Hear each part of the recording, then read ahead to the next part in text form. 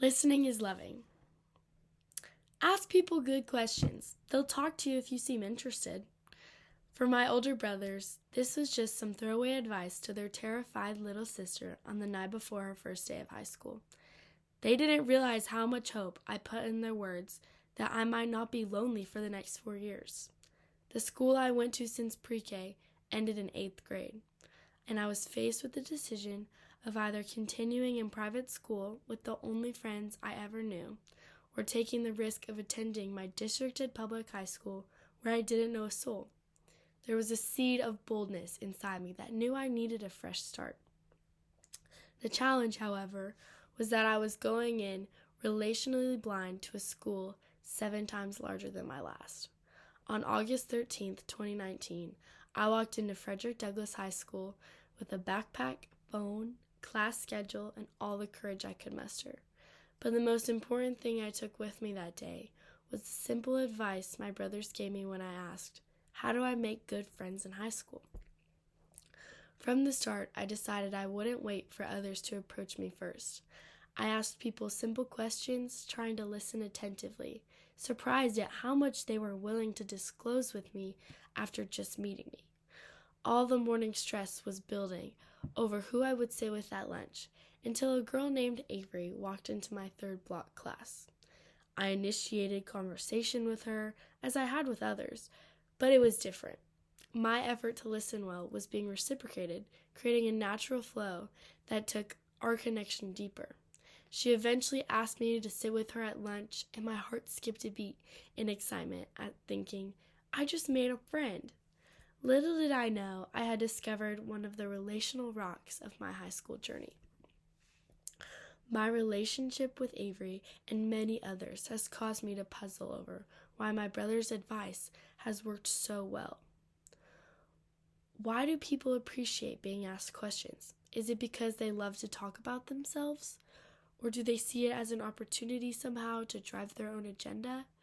This could be true in part, but my experience has led me to believe something more fundamental is going on here. That there is a shortage of attentive ears.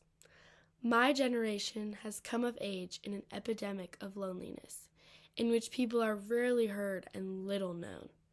We live behind a facade we have constructed on social media, keeping us connected, but leaving us isolated. So much of our listening is transactional, given for personal gain rather than seeking to understand and truly love others.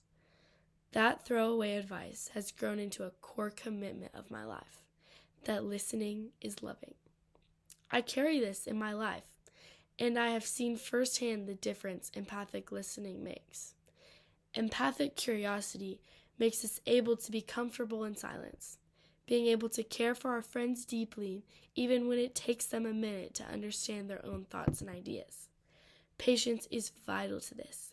For a lot of people, they have never been listened to in this way. It makes it so much more special. A lot of times, I have had firsthand experience of my own friends' emotions flowing out of them that have been trapped for many years. Trauma, it can break. And friendships grow so much deeper when you're willing to just sit down and carry their burdens with them. My high school years are highlighted with memories of unforgettable conversations when I knew friends felt that they were being authentically listened to for the first time. I have come to understand how it is possible to hear someone and not listen to them. To hear everything they say, but not take everything they're saying into account, and to actually carry the burdens with them.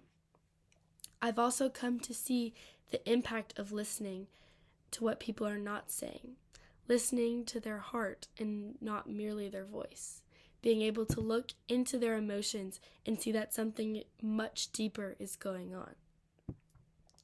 I believe that asking a question with a genuine desire to understand and explore the response could help heal marriages, it could help cultivate racial unity, and it could also help address the mental health crisis of my generation.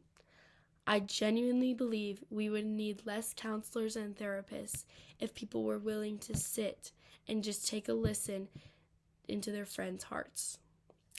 Now here I find myself again at the threshold of another 4-year adventure lying ahead, and I have no idea where college will take me or what I'll be doing.